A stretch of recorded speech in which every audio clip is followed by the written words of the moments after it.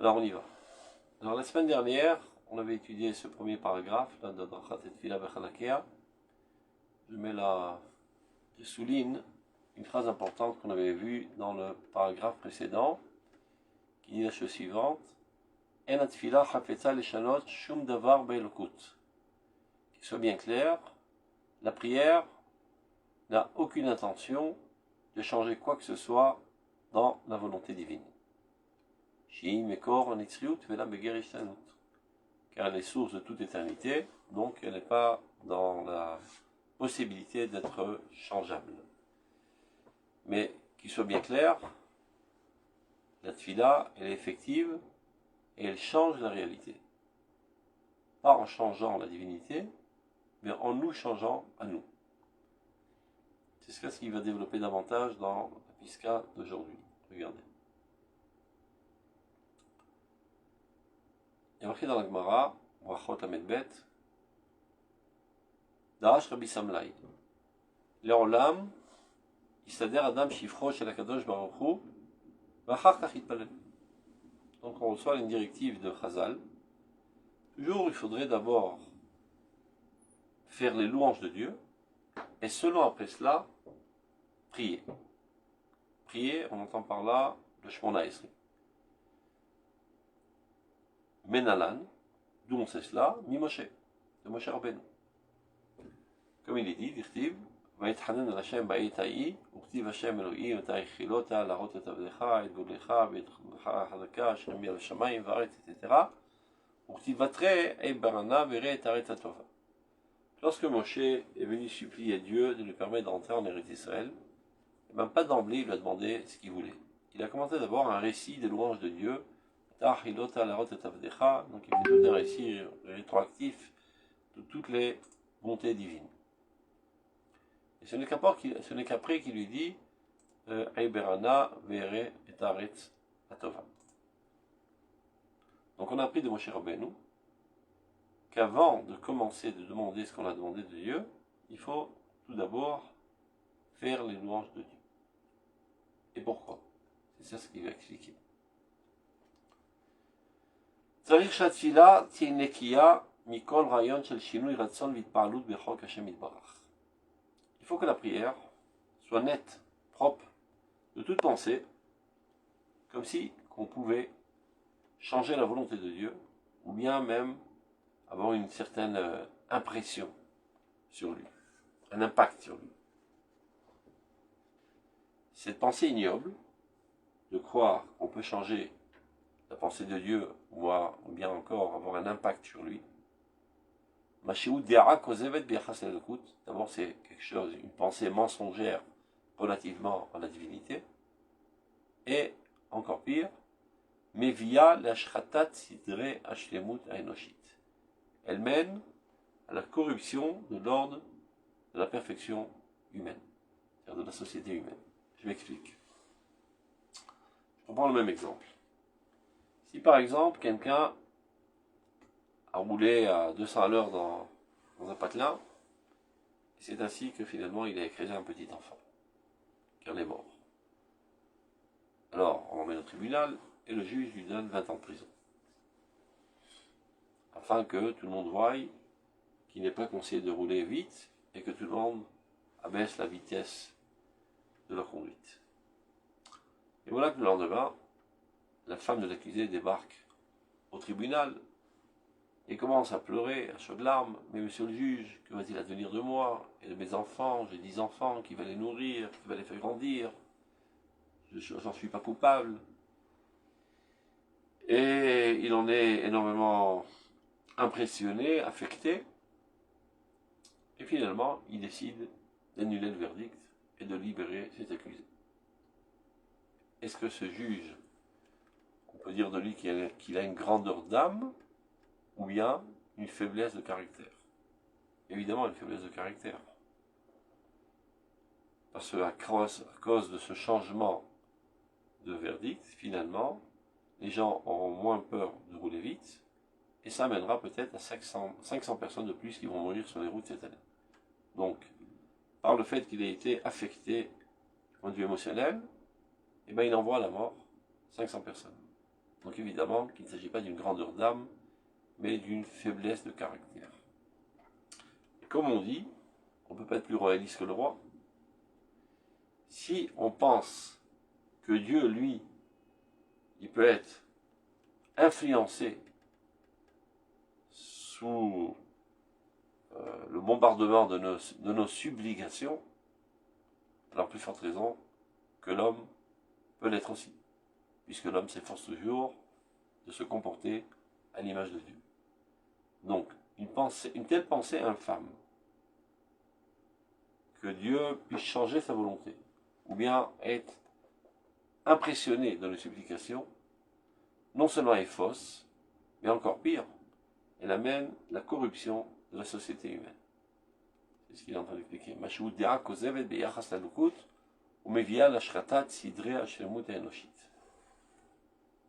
Alors pour ceux qui n'étaient pas là jusqu'à présent, alors la question qui se pose, alors comment ça marche? Et pourtant on dit bien que Dieu est miséricordieux. Évidemment qu'on dit que Dieu est miséricordieux. Il faut savoir traduire les mots dès qu'on parle de Dieu. De la même manière qu'on dit que Dieu a des yeux, Ene Hachem, Osne Hachem, Raglé Hachem, tout ça ne sont que des métaphores. Ça veut dire que pour un homme, l'action se fait par l'intermédiaire de la main. Donc lorsqu'on veut parler de l'action divine, on dit la main de Dieu. Mais Dieu agit sans main. Et quand on veut parler de l'écoute divine, eh bien on dit l'oreille de Dieu.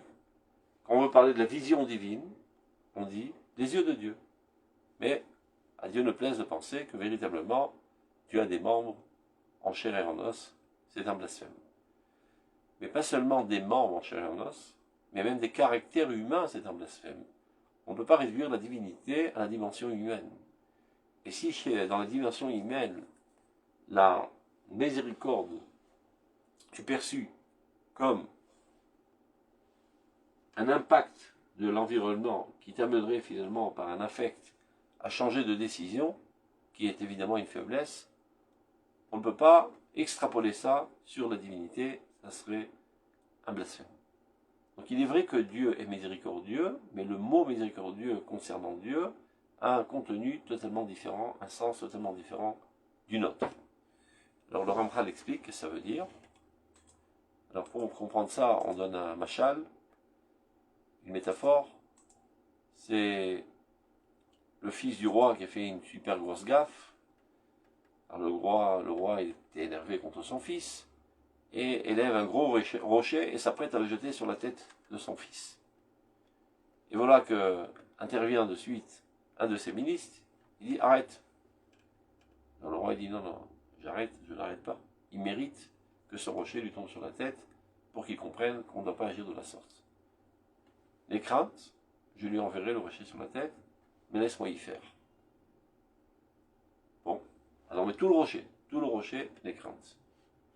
Il prend le rocher, et il prend un marteau, il casse le rocher en petites pierres, et ça devient du gravier. Et il jette petit à petit les petites pierres sur l'enfant. Donc évidemment qu'il a reçu toute la dose nécessaire, mais de manière qui ne met pas à mort l'enfant, qui peut être intégré, qui peut être digéré de manière vitale, ce remède. De même manière qu'on pourrait dire quelqu'un a une certaine maladie, alors le médecin il dit, pour faire passer cette maladie, il faudrait, je sais pas, 50 centilitres de ce médicament. Mais si tu injectes directement ces 50 centilitres, tout l'organisme va sauter en l'air. Donc, on descend ça à un dosage de millilitres, et on prend ça à petite dose, jour après jour, et finalement, la quantité nécessaire pénétrera le corps, sans mettre à mort le corps, mais au contraire, en guérissant le corps. Donc, Midat Arachamim, c'est tout le din, de manière que le lit donne, que celui qui doit recevoir ce din, puisse l'intégrer de manière bénéfique et non pas destructive. Et non pas que le divin a été impressionné et flanche sous les supplications et ensanglote et il ne sait pas comment surmonter sa faiblesse. Ceci est un blasphème. Donc lorsqu'on prie, on ne change jamais la divinité, on se change à nous. Ça veut dire que constamment, il y a un flux divin, par exemple de Refoua, de bonne santé, qui arrive dans ce monde, et qui arrive jusqu'à moi. Il suffit que je m'ouvre à ce flux pour qu'il me pénètre. Une fois qu'il me pénètre, il se propage dans le monde, et la Refoua divine apparaît dans ce monde et guérit tous ceux qui ont besoin de guérison. Donc je n'ai rien changé dans la divinité, je me suis changé à moi. Qu'est-ce que ça veut dire? J'ouvre une lucarne dans ma tête, c'est-à-dire je fais en sorte que ma volonté soit comme la volonté de Dieu. Jusqu'à présent, ma volonté était autre. Volonté se dit en hébreu ratson, qui sont les mêmes lettres que tsinor. Tuyau face à tuyau, et le flux passe.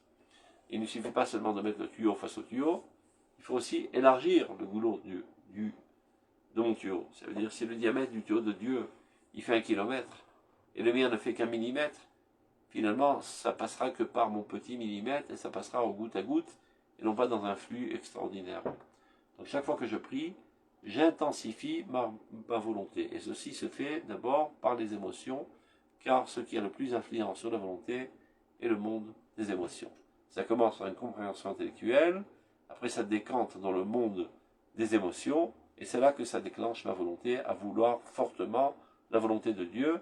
Donc il y a une adéquation des volontés, et c'est comme ça que le flux divin apparaît dans ce monde et amène toute sa bénédiction.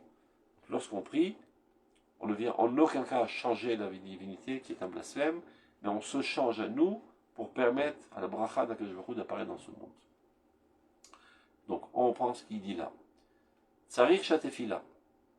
Il faut que la prière soit propre de toute pensée de changement dans la volonté divine et d'impact sur Dieu. Mashoudea Kosevet, ce qui est un mensonge concernant la divinité, et pire encore, Mevia l'ashratat sidre hashemut enoshit, amène à la corruption de la société humaine, comme on l'a expliqué, puisqu'on ne peut pas être plus royaliste que le roi, on va se comporter à l'image du roi, et bien nous aussi, on sera influencé sous le bombardement des supplications, et c'est comme ça que on effondre toutes les valeurs morales de ce monde. Ouloumadze.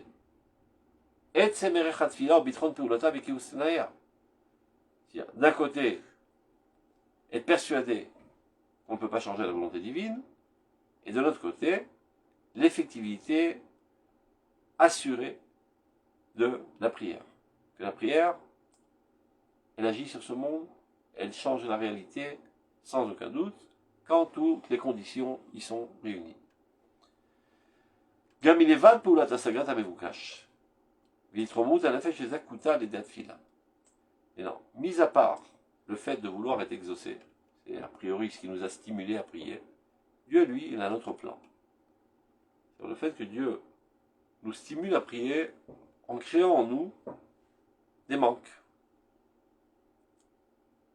Eh bien, il ne nous stimule pas en créant des manques pour combler les manques, ce qui est absurde. Mais ça marche tout autrement. Dieu, à tout instant, scanne toutes les âmes. Il sait que cette personne devrait progresser de x à x plus 10.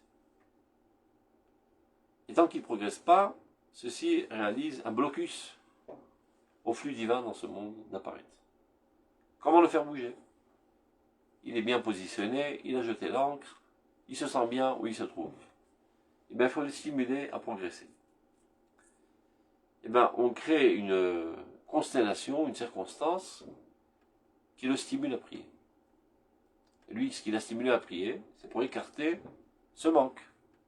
Mais ce qui intéresse Dieu, c'est de le faire progresser à x plus 1, x plus 2, x plus 3, x plus 4, jusqu'à qu'il arrive à x plus 10.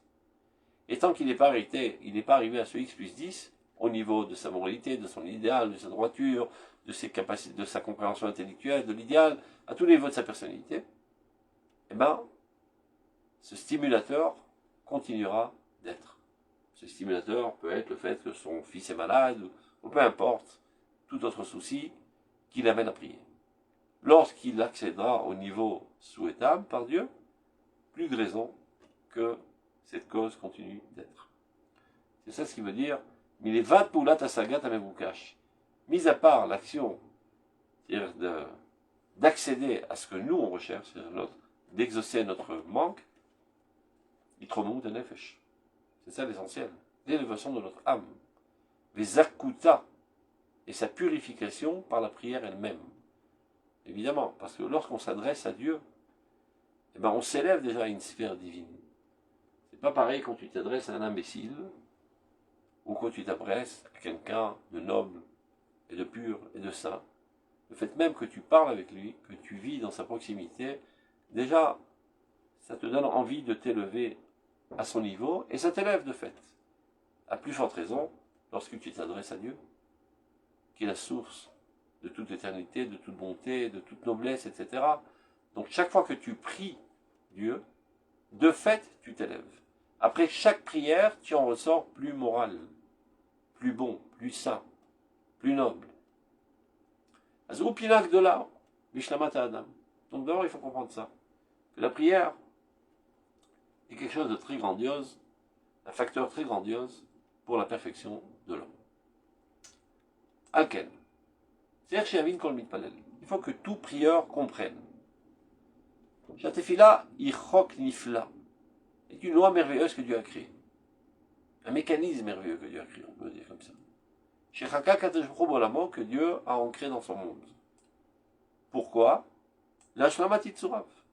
Bechol Darka Shlemut. Pour parfaire ses créatures dans tous les domaines de la perfection. Bichud, et Tachlit Ashlamatam Amusarit. Et essentiellement, dans cette finalité de perfection morale, Anitzmahat Mimena, qui en découle, du fait même de se mettre en proximité de Dieu, qui est source de toute morale, de toute tzedek, mais tu ressors plus de tzedek. C'est pas quelque chose de magie. Il y a des gens qui ont une approche magique. Ils pensent que, en récitant toutes sortes de formules bizarroïdes, ça a une influence mystique sur le monde et ça change.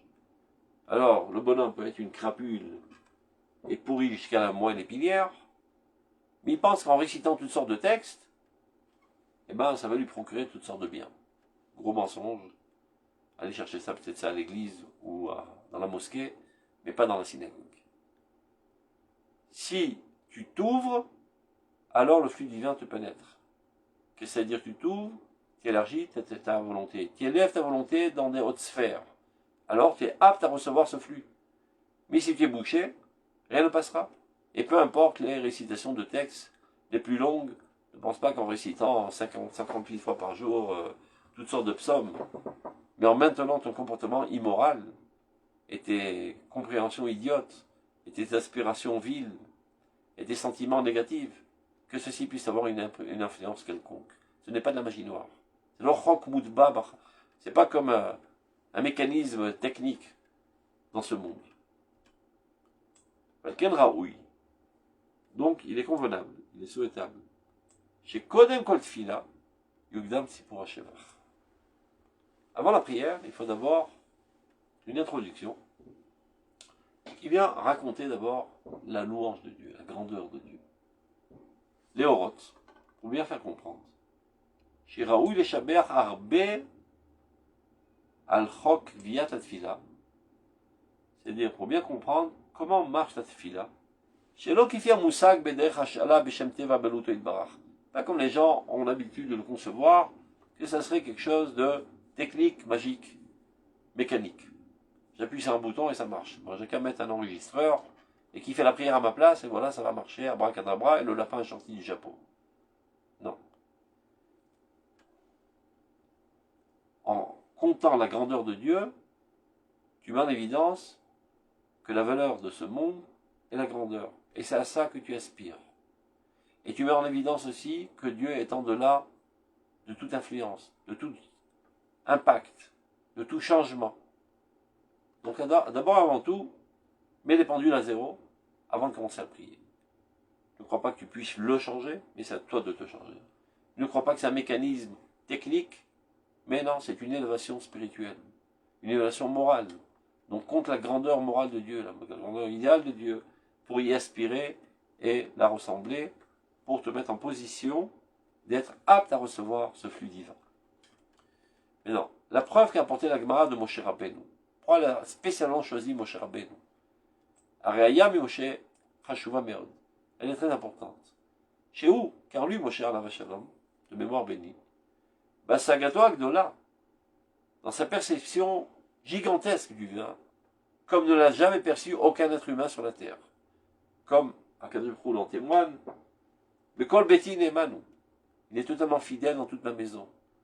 PLP Adaberbo, je parle avec lui bouche à bouche. Utmunat Hashem habite. Il regarde même l'image de Dieu, évidemment, c'est une image, c'est une métaphore.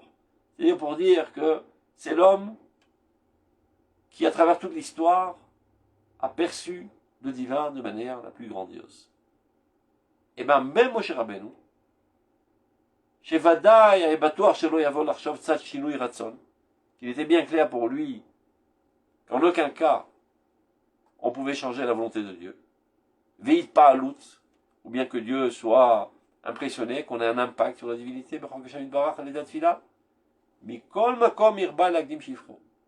malgré tout cela, il a d'abord et avant tout, comme introduction, multiplié les louanges de Dieu, les galotes et l'accord à la poêle, pour bien mettre à jour, à Dea, à Reouya, Liot Reshuma Belev, à l'aider à Tfila. Quelle pensée doit être profondément ancrée dans ton cœur avant même de commencer à prier? Que Dieu est inchangeable et qu'il n'y a pas de technique mécanique pour changer la réalité, mais il s'agit là d'une élévation, d'une ouverture.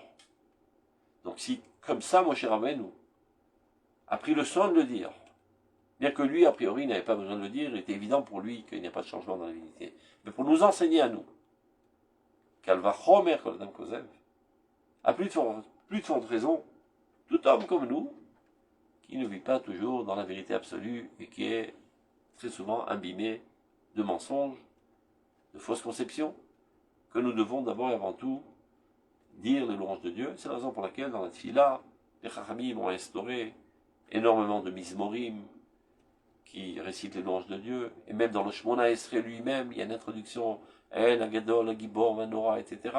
Avant de commencer à Tachonen Adam Dat, les trois premiers brachot ne sont pas des demandes, ce sont que le récit de la grandeur de Dieu, pour te mettre en position adéquate à la prière. Donc, Kalva Chomer Kol Adam Kozev, à plus forte raison, tout homme qui est malheureusement imbibé de mensonges, de conceptions erronées. Shefshar lo liot toé, qui pourrait facilement se tromper à croire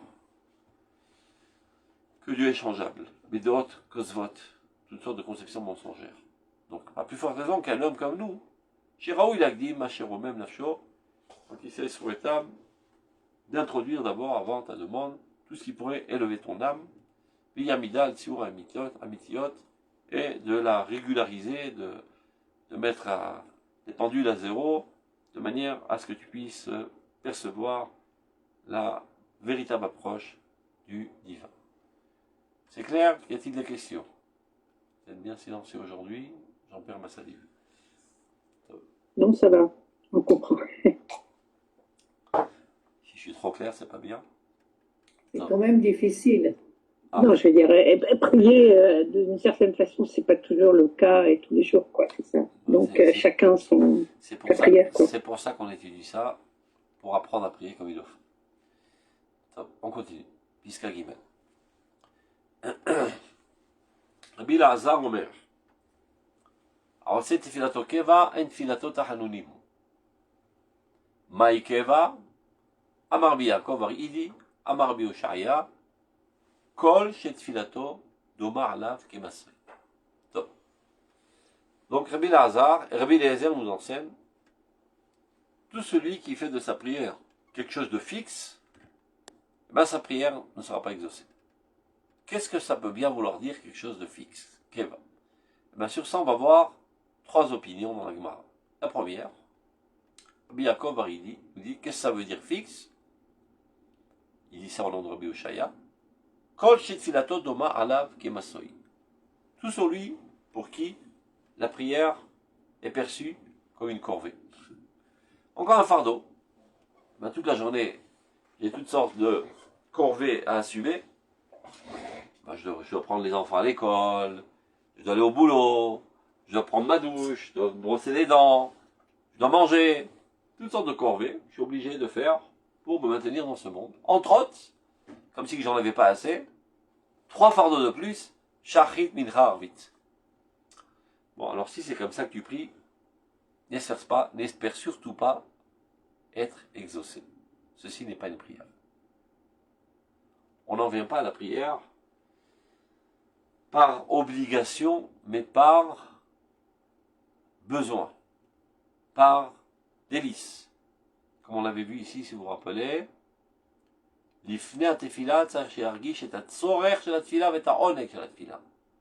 avant la prière, nous devons ressentir le besoin de la prière et le délice qu'il y a dans la prière. Comme, avant de manger et de se mettre à table, il faut ressentir le besoin de manger. Sans quoi, si tu es gavé, tu n'as aucune envie de manger. Et si c'est perçu comme un besoin, alors automatiquement, ça procure un délice, un agrément. Donc c'est comme ça qu'on doit arriver à la prière. Si on n'est pas comme ça ne veut pas dire pourtant qu'il ne faut pas prier. Ça veut dire tout simplement qu'il faut s'amener à devenir comme ça. Comment faire? Donc, on l'a longuement expliqué la fois précédente. Donc nous dit Rabbi Eliezer, tout celui qui fait sa prière comme quelque chose de fixe, sa prière ne sera pas exaucée. Maïkeva, et là on va voir 3 opinions. La première, on reprend Rabbi Yaakov Baridi au nom de Rabbi Ushayahu, tout celui pour qui la prière est comme un fardeau.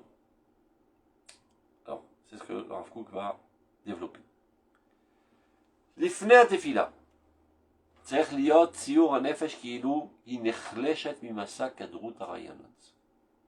Avant la prière, il faut être dans une situation, un état d'âme, comme si que l'âme avait été affaiblie du fardeau obscur des pensées obscures.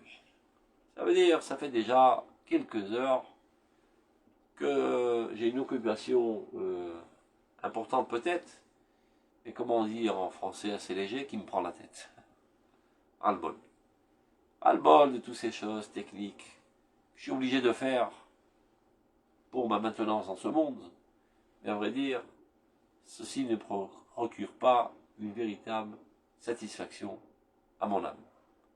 Il faut bien le faire, on le fait, mais j'étouffe. Quand est-ce pourrais-je me libérer de ces soucis, de cette occupation, pour aller respirer un bon bol d'air frais dans les hautes cimes?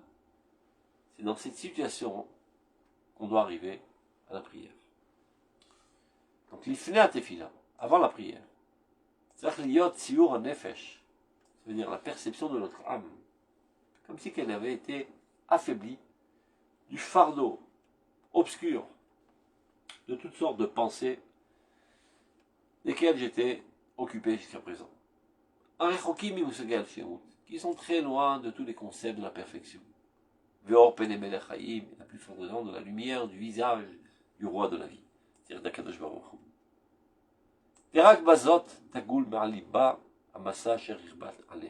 Et ce n'est que par cela, c'est-à-dire par la prière, qu'elle va écarter de son cœur ce fardeau qui pèse sur elle.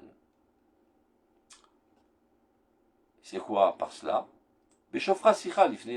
Quand elle vient déverser sa discussion devant son Créateur, via Via Shevashamaim et son Père qui se trouve dans les cieux. C'est comme, si vous voulez, notre image. Quelqu'un qui rêve de sa bien-aimée. Mais il faut bien qu'il aille au boulot. Il ne peut pas rester toute la journée avec sa bien-aimée.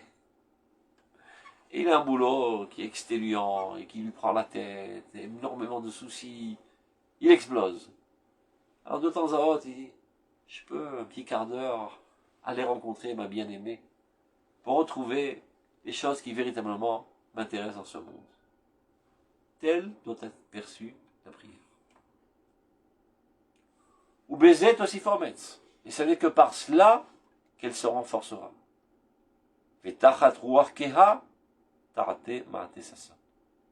Et au lieu d'avoir un esprit assombri, eh ben, elle s'habille d'un habit d'allégresse. Et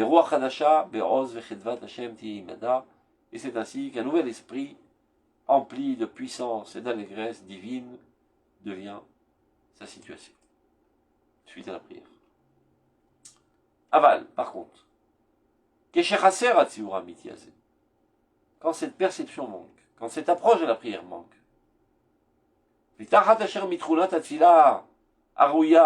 il aussi ou l'achliv koach benefesh veregsotea, otosif leagea.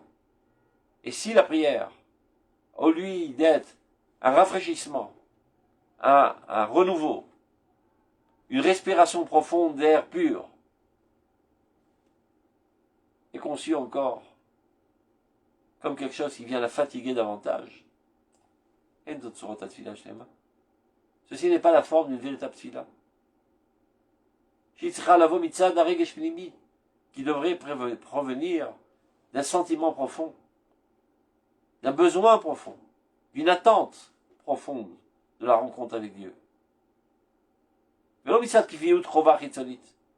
Et pas par obligation extérieure, oui mon commandant, je suis obligé de balayer le trottoir. Celui qui a fait l'armée comme moi, comprend de quoi je parle à la tironoute, quand il y a un commandant qui te casse les pieds tout le temps, balaye le trottoir, fais ceci, fais cela, tu exploses, mais tu peux rien dire, sans quoi tu rentres en tôle.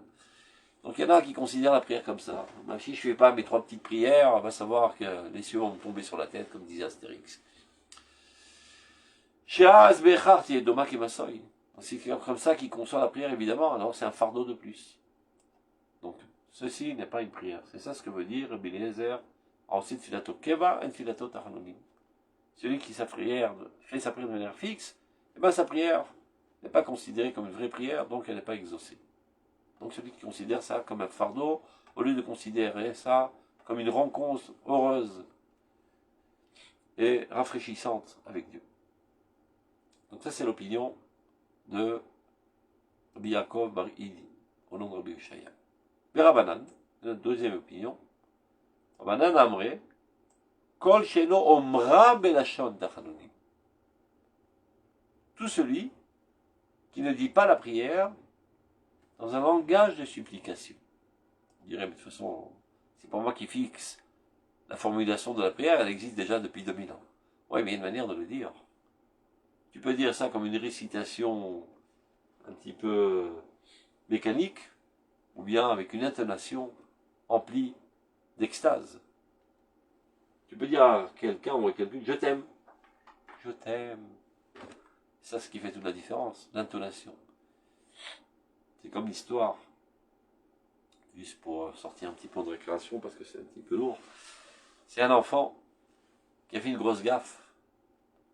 Et donc, il s'est pris la tête avec son père est très en colère, il claque la porte, il quitte la maison. Et il s'en va en Amérique. Il croyait trouver de l'or, la ruée vers l'or en Amérique, il arrive là-bas, il crève la dalle. Il n'y a rien à manger. Après une semaine, 2 semaines, 3 semaines, il n'a vraiment rien à manger. Il ne reste plus qu'un demi-cent dans la poche. Il va à la poste, il envoie un télégramme. Pour ceux qui se rappellent, c'est quoi les télégrammes? La nouvelle génération ne sait pas c'est quoi. On envoyait des messages en morse. Chaque lettre avait son signe. Et ça coûtait très cher. Chaque mot, tu payais ça très très très cher. Donc il minimise les frais. Il écrit « Papa, fric ». 2 mots. Mais le papa, il ne sait pas lire. Il reçoit le télégramme, il envoie ça, il va chez le voisin, peux-tu me dire ce qui a marqué? Le voisin lui fait, papa, fric! Quel insolent alors. Non seulement il est parti en claquant la porte, et en plus, il me donne des ordres d'envoyer du fric, qu'il aille au diable. Et bien qu'il crève de faim, tant pis pour lui. Top, l'enfant attend, l'argent n'arrive pas. 1 semaine, 2 semaines, 3 semaines, mais vraiment, il demande l'aumône sur les trottoirs, il n'a plus de quoi manger. Alors, il récidive, il va à la poste, il récupère quelques sous comme un mendiant, il renvoie le même télégramme. Papa, fric. Encore une fois, le papa reçoit le télégramme, il ne sait pas lire. Il tape à la porte du voisin, le voisin n'est pas là, mince. Donc il descend 2 étages, et un autre voisin, peux-tu me lire ce qui a marqué? Il dit, papa, fric. Ah, il s'est amélioré le petit. Les mêmes mots, dans une autre intonation, ont un autre sens. Donc, dit Srazal, il ne suffit pas de réciter mécaniquement les mots, il faut les dire de tout cœur, dans une intonation de supplication. Donc, C'est ce que disent Chachamim. C'est ça ce qui veut dire Keva. Quand tu dis ça de manière mécanique, dur et sec, si c'est comme ça que tu pries, n'espère pas que ta prière soit exaucée. Donc, voyons comment le Rav Kook développe ça. Afilu matzah levavo mitragesh liot rafet vesila mitzad dergesh penimi. On va voir là que le Rav Kook, comme dans son habitude, on va voir là 3 opinions dans la Gemara. Et en fait, il va nous faire comprendre qu'il ne s'agit pas de 3 opinions contradictoires, mais 3 opinions complémentaires, construites l'une sur l'autre. Donc il dit le Rav Kook. Supposons qu'on a affaire à quelqu'un qui est déjà mieux que le premier profil. C'est pas quelqu'un qui fait la prière comme un fardeau, mais qui ressent le besoin de prier du plus profond de son âme et considère la prière comme vraiment une rencontre avec Dieu, et un rafraîchissement, et un moyen de se libérer de ses soucis et de ses fardeaux quotidiens. Donc c'est une situation déjà, a priori, comme le préconise Rabbi Yaakov Haridi. Donc, afilou matzah levavo mitragesh liot rafet betfila mitzad regesh pnimi. Mikol makom. Malgré cela. Kol shelo yasim levavo, ki im lemalot ergesho apenimi levado, en ze adayin yesod atefila. Shetzarech shetiye avodat Hashem. Il veut dire par là que si toute son intention n'est que satisfaire son extase, ben c'est pas la prière, c'est la méditation. C'est une manière de libérer tes frustrations.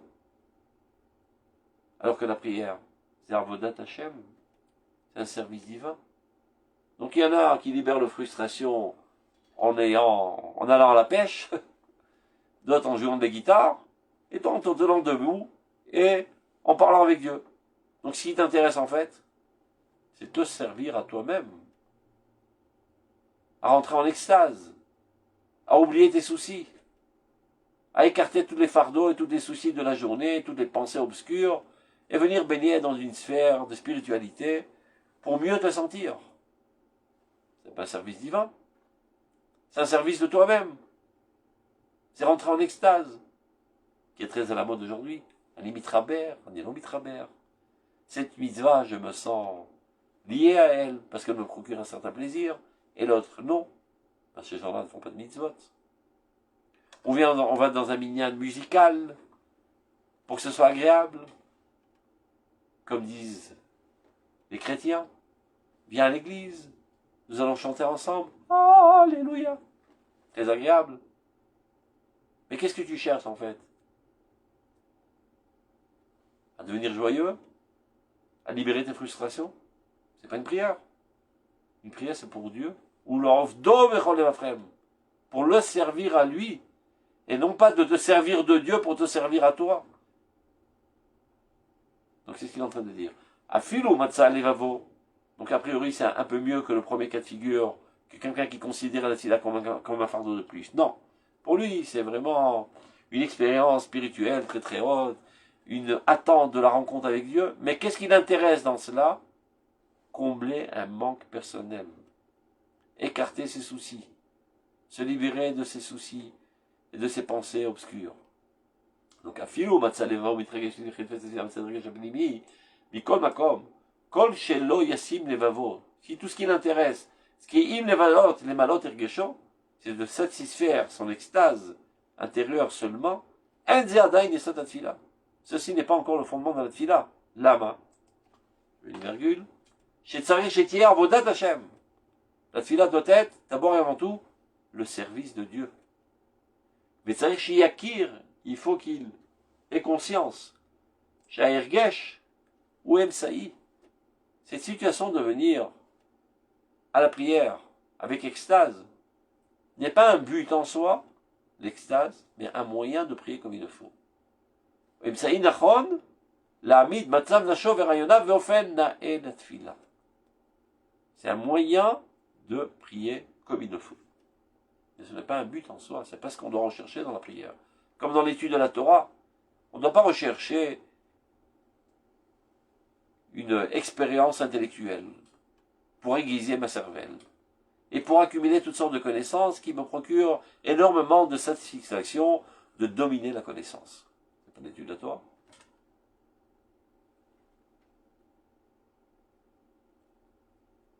Aval,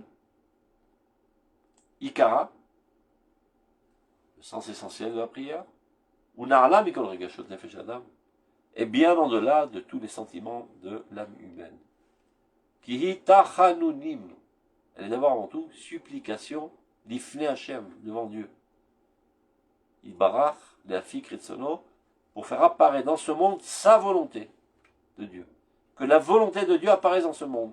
Pour ce faire, il faut que je mette ma volonté en adéquation avec sa volonté. Pour que je puisse arriver à ça, il faut que je sois en situation d'extase, etc., pour que mon sentiment déclenche ma volonté, mais ceci n'est qu'un moyen. Et non pas inverser les valeurs, et de me servir de Dieu et de la prière, et finalement, pour entrer en extase, c'est comme si quelqu'un qui irait prendre sa dose de drogue. Il y a toutes sortes de drogues. Il y a des produits de drogue, il y a des musiques de drogue, il y a des prières de drogue, il y a des rassemblements sociaux de drogue. Chacun sa cam. Et tout ce qu'on recherche, ma satisfaction personnelle. Ceci n'est pas Avodat Hashem. C'est pour ça que dit Razal, tu dois le dire dans un ton de supplication pour bien mettre en évidence la relation. Lui est en haut, moi je suis en bas et je suis à son service. Je suis son esclave. Je suis son serviteur. Et il n'est pas mon serviteur pour satisfaire mes besoins. Comme je l'ai dit à plusieurs reprises, la tfila, ce n'est pas les allocations familiales.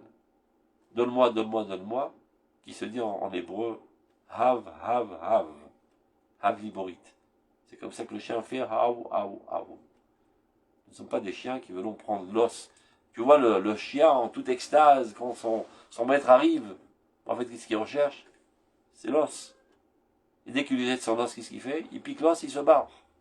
Donc si l'intérêt, ce n'est pas la rencontre avec le maître, c'est de consommer son os.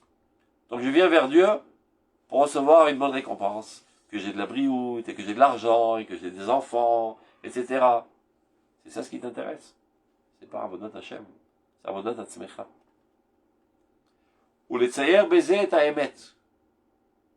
Et comme ça, tu vas graver dans ta tête la vérité. Kama katan ou erechikshot levav enosh neget atachlit anarala shel afakat vashalav. Combien est petite la valeur des sentiments du cœur humain relativement à l'objectif suprême qui est de faire apparaître dans ce monde la volonté de Dieu. Ces sentiments, c'est sympa, mais ça n'a pas une valeur intrinsèque. De manière générale, le sentiment n'a pas de valeur intrinsèque, il est au service du sechel. Ce qui doit gérer notre personnalité, ce ne sont pas les affects et les vérités absolues que nous devons faire avancer dans ce monde. Pour être en situation adéquate pour mieux les faire, mieux veut être en joie qu'en tristesse. Comme un soldat qui va à la guerre, s'il est tout tristonné, il n'a pas tellement de chance de la gagner cette guerre.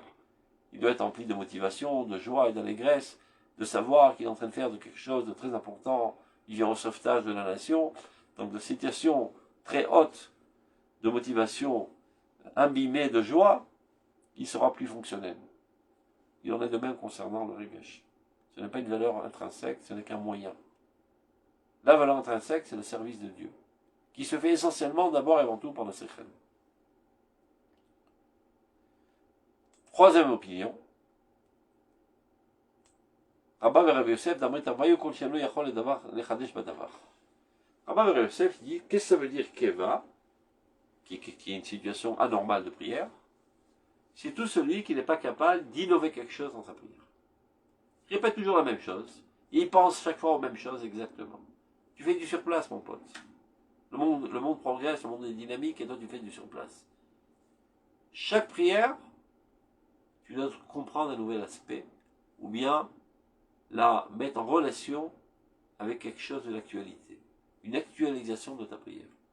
Ben, ça fait 2000 ans qu'on dit Baruch Hashem Ekabet Yitramu Israël. Mais c'est pas la même chose il y a 200 ans et aujourd'hui. Aujourd'hui, ça se réalise de fait.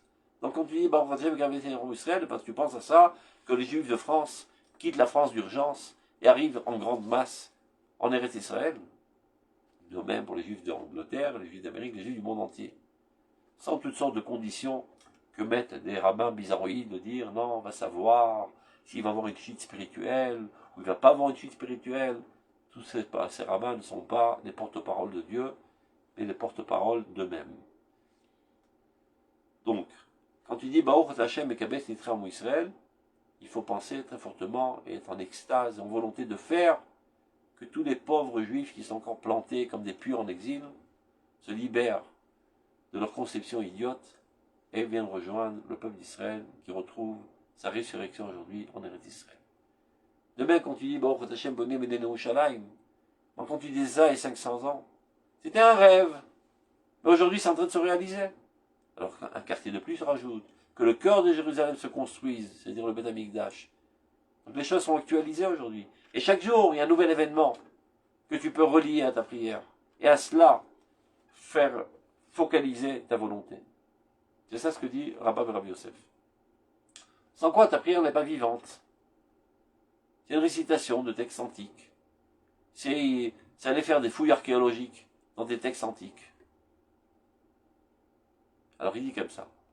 En dai bema shetelavé ara shel akara bekol Hashem yitbarach im haregesh hativi hapenimi hameoulé shel hanefesh. Ça ne suffit pas ce qu'ont dit les deux opinions précédentes. Que soit compris la grandeur de Dieu avec le regesh adéquat. C'est les deux opinions précédentes. Mais plus encore, ça veut dire que sechel itpashet bepolotav. Il faut développer davantage ta compréhension intellectuelle, yoter min haregesh, encore plus que tes sentiments, à tel point que même que tu es dans une activité qui est essentiellement émotion, qui est la prière, ou l'ofdo bechol vafrem, malgré tout, tu gardes encore ta capacité intellectuelle pendant la prière. Dans une clarté intellectuelle. Milvad argasha plimit, mis à part évidemment le sentiment intérieur. Ve'af yitzaref imachudash esichli et argasha tova plimit ativit. Et après que tu as compris un nouvel aspect, une nouvelle couche des mots qui ont été dits par Chazal, eh ben tu lis à ça aussi des émotions, parce que tu dois rentrer en émotion des nouveaux concepts que tu viens de percevoir. Nitpalel Beriché Kodesh. Donc ça est la troisième opinion de Rabba Rabbi Yosef. Et comme l'explique le Rav Kook, il ne se faisait pas d'opinions contradictoires, mais des opinions qui viennent rajouter à chaque fois sur les opinions précédentes. Sur ce que vient de dire Rabba Rabbi Yosef, la Gemara continue, il dit Alze Amar Rabbi Zera Yachilla lechidushe bamilta. Eh bien, je suis capable de faire ce que préconise Rabba Rabbi Yosef, de faire un chidouche pendant ma prière, de penser à un nouvel aspect des thèmes qui sont décrits dans la prière. Qui godel haergesh lo mana etzlo et asechel mitet nuvato lefi matzav hayom hashar. Ça veut dire, les grandes émotions qu'il éprouvait pendant la prière n'ont pas affaibli sa capacité intellectuelle et donc sa possibilité de faire une actualisation des thèmes dits pendant la prière. Ce qui n'est pas donné à tout le monde, parce que très souvent les gens, quand ils sont sous des émotions, eh ben, leurs capacités analytiques et déductives et inductives sont un petit peu floues et affaiblies. Mais lui, c'était quelqu'un de très fort, qui était capable de jouer en même temps avec toutes les forces de son âme. Donc il dit ça, je suis capable de le faire, c'est pas un problème. Omnam. Cependant, donc il vient un petit peu réduire ou bien affaiblir l'opinion de Rabba Rabbi Yosef. Il dit Omnam. Du fait que l'intellectualisme n'est pas tellement naturel comme le sentiment. Le sentiment, spontanément, il apparaît. C'est quelque chose qui s'acquiert avec des efforts. C'est comme un effort artificiel. Contrairement au regesh qui lui est naturel. Alken Amar, mistafina dilma matrid. J'ai peur d'être un petit peu, comment dire ça, distrait. Ça veut dire de sortir des rails de la prière et de m'embarquer dans une démarche trop intellectuelle. Si je commence à déclencher l'intellectualisme pendant la prière qui est censée être émotion, j'ai peur de risquer de m'en aller dans l'intellectualisme et de sortir Bichlal de la définition même de la prière. Et ma chère la mouscalote, je risque d'être attiré par toutes les considérations intellectuelles, d'approfondissement, de compréhension, de déduction, etc. Bien plus que je pourrais fermer après l'écart entre les émotions et les compréhensions intellectuelles. Parce que ce qu'on est censé faire, disons, aujourd'hui, j'ai une certaine compréhension des choses, je suis au niveau X. Ben, je dois amener mon regesh au niveau X. Demain, j'ai étudié autre chose au Beth Midrash, j'ai compris plus profondément le concept, le thème, et je me suis élevé au niveau X plus 1. Et bien demain, ma prière doit être plus X plus 1, c'est-à-dire amener mes émotions à cette nouvelle compréhension. Et ainsi de suite. Et c'est comme ça que je vais grandissant. Mais si pendant la prière elle-même, je commence à m'approfondir dans des considérations intellectuelles, c'est de comprendre exactement quelles en sont les conséquences, à quoi cela peut mener, quel rapport avec l'actualité, et commencer à réfléchir trop, risque de s'ouvrir un écart trop grand entre, on va dire, mes perceptions intellectuelles et ma capacité de entrer en émotion de cette nouvelle compréhension. Donc l'écart va s'ouvrir, et finalement je vais me retrouver au Beth Midrash. J'ai l'impression de prier, mais en fait je suis en activité intellectuelle, non pas émotionnelle. Ou basé, c'est mitrouna tatfila. Donc je sortirai totalement de l'activité de la prière. Alken, c'est la raison pour laquelle Rabbi Zera n'était pas d'accord avec cette opinion. Il y a makom le regesh atov levado. Il dit non, dans la prière, seulement regesh. Je ne suis pas d'accord avec l'opinion de Rabbi Rabbi Yosef, je me laisse seulement en regesh. Mais tsirouf asichli amiklaveilmo. Quand le sechel est seulement comme un accompagnateur pour bien vérifier qu'on ne tombe pas trop des rails. Ça veut dire, je mets en avant le regesh, ce qui n'est pas habituel dans nos démarches de la vie, et derrière, il y a un phare qui surveille, parce que des fois, quand tu es trop en émotion, tu perds les pédales, et tu arrives à être ému de choses qui ne sont pas souhaitables. Donc, je laisse derrière quand même un petit peu de sechel pour me préserver de dévier, de dérailler. Sans trop développer l'intellectualisme, pendant, on va dire, l'activité essentielle qui domine au niveau du regesh. Donc, Shem Keva, pour conclure, le mot Keva, on avait dit au début, Rabbi Eliezer Omer, ensuite Filato Keva, Filato Tachanunim, Kolel Kolel Ashlosha, comprend en lui ces trois opinions, qui ne sont pas contradictoires, mais complémentaires. Donc, il résume, Chisaron Akara Pnimit, Yuchlal, Beshem, Keva. C'est-à-dire le manque de conscience intérieure et de faire ça seulement machinalement, extérieurement, évidemment c'est Keva, parce que c'est quelque chose de fixe qui ne subit pas des changements au niveau des sentiments.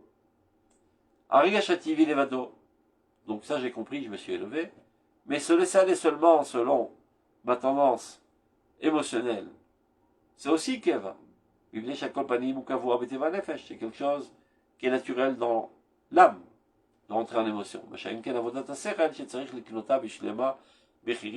qui n'est pas de même concernant le sechel qui doit être acquis par une perfection fondée sur un choix.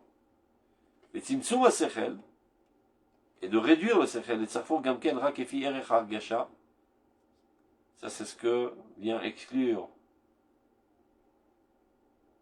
la troisième opinion, c'est-à-dire laisser seulement le sechel sans accompagnement du regesh, Ikere Gamken Veshem Keva. Il laisse accompagner, mais non mit pachette, parce qu'il ne permet pas de se déployer. En dehors on va dire, des capacités ou du caractère naturel de l'âme, Shu Kavua Veomed, qui lui aussi est quelque chose de fixe. J'espère que ça a été assez clair, bien que c'est complexe. On va essayer quand même de terminer. Il nous reste quelques minutes. On va faire le dernier, qui est bien moins. C'est difficile. Ouais, je sais que c'est difficile. J'ai essayé tant bien que même de faire. Rabbi Tushan, alors quelle est la meilleure façon de prier? Il faut les trois. Un peu confus, il faut les trois. D'accord. Il y a des moments. Il y a des moments où on est plus vers l'émotion que vers l'intellect. Ça dépend des jours, ça dépend de tas de choses, ça dépend. C'est pour ça que je dis chacun sa prière. La prière, elle est fondée essentiellement sur l'émotion. Vous le rovdo, vous le servirez de tout votre cœur. Émotion dans quoi? Ce n'est pas un objectif en tant que tel d'être ému. Si je suis ému, je sais pas, d'un crime, il n'y a rien de louable en cela. Si je suis ému d'un gâteau à la crème, c'est pas quelque chose qui vole très haut. Il faut être ému de valeurs importantes que j'ai compris dans mon étude.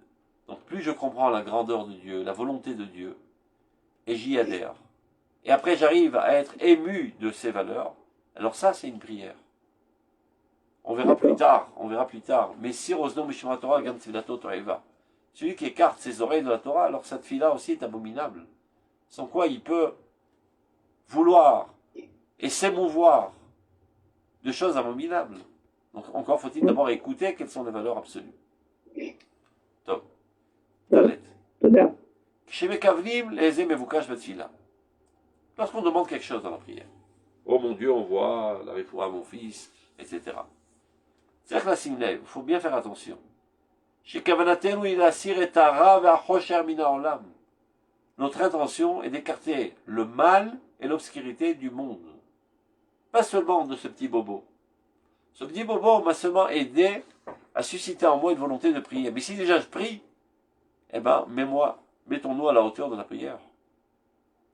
C'est pas seulement mon petit bébé qui est malade. Il y a plein de gens qui souffrent. Ben, je dois prier pour tous ceux qui sont malades. Sans quoi ce n'est pas une prière. Parce que quand les gens sont malades, ils sont moins fonctionnels et dévoilent moins le divin. C'est une prière pour Dieu. Oh Dieu, toi qui veux te dévoiler, cette personne qui est habitée, elle n'est pas totalement fonctionnelle. Donc ces forces créatrices qui proviennent du Créateur n'apparaissent pas dans toute leur vigueur. Donc c'est toi qui ne te dévoile pas. Donc pour toi, dévoile-toi en le guérissant. C'est comme ça qu'on doit prier. Chez Mechavli les Emevukash, lorsque nous avons une certaine intention dans la prière. C'est-à-dire que la simlev, il faut bien faire attention. Chez Kavanatenu, il a siretara v'achosh erminorlam. Toute notre intention est d'écarter l'obscurité, les ténèbres et le mal du monde. Mais l'akbir et atov, et renforcer le bien et la lumière de la vie divine dans toute leur perfection. Chez Bonfillon, car lorsque la lumière divine apparaîtra, ou même un aura Chrisran et Chabilvan, il ne va pas seulement combler un seul manque. Et là, il va combler tous les manques. C'est pas seulement ton petit bobo à l'orteil, le problème. C'est qu'il y a un manque de divinité. Et quand il y aura plus de divinité, ben, tous les problèmes seront écartés. Toutes les souffrances seront écartées. À la grandeur de notre âme, nous, le peuple d'Israël, qui habillons la divinité de Dieu. C'est ça le peuple d'Israël, Knesset Israël. C'est la résidence divine dans ce monde. Shrina de Knesset Israël. On ne peut pas se permettre de prier autrement. Dans notre être, dans notre essence même, nous sommes amoureux du monde et voulons le bien du monde. Toutes nos prières sont pour le monde entier, pour l'univers entier, pour que la divinité apparaisse dans toute sa magnificence, dans toute sa vigueur, dans le monde entier, et répare tous les maux, et écarte tous les maux. Donc, à la grandeur de notre âme, nous désirons spécialement la perfection la plus absolue. Et non pas, oh mon Dieu, il me manque 10 centimes dans la poche, si tu pourrais me donner 10 centimes. Pas de prière, c'est une grosse blague. Donc, c'est vrai que c'est ça qui m'a suscité à prier. voilà, Chaz Shalom, je sais pas, mon fils s'est fait écraser, alors je sors de mon train-train quotidien, et je commence à prier. Donc si déjà tu pries, ne prie pas que pour ton fils. Il y a plein d'enfants qui souffrent. Il y a plein de personnes qui souffrent. Et pas seulement de maladies, de toutes sortes de souffrances. Il y a plein de peuples qui souffrent. Il y a plein de gens qui sont sous des tyrannies douloureuses. Il y a plein de gens qui n'ont pas de quoi manger. Il y a énormément de souffrances dans ce monde, qui proviennent tous du manque de vie divine dans ce monde. Donc tout est affaibli. Il n'y a pas assez de courant, ben tous les moteurs ne fonctionnent pas comme il faut. Rajoute de la vie divine dans ce monde, rajoute de la lumière divine dans ce monde. C'est ça ce que tu dois prier. Ouvre-toi au maximum pour que le flux divin apparaisse au maximum. Et c'est ça qui va combler aussi ton petit bobo qui t'a suscité à prier, mais pas ça seulement. D'apporter le bonheur, la bénédiction, la bracha dans tous les mondes. C'est à cette sphère qu'il faut s'élever lorsqu'on en vient à prier. Que Bezrat Hashem, aujourd'hui, notre souci essentiel, c'est notre guerre, c'est les otages. nos otages et nos soldats, que les soldats éradiquent le mal du monde en écrabouillant le Hamas, et qu'ils reviennent tous sains et saufs dans leur maison, en toute santé corporelle et psychique. Amen. Amen.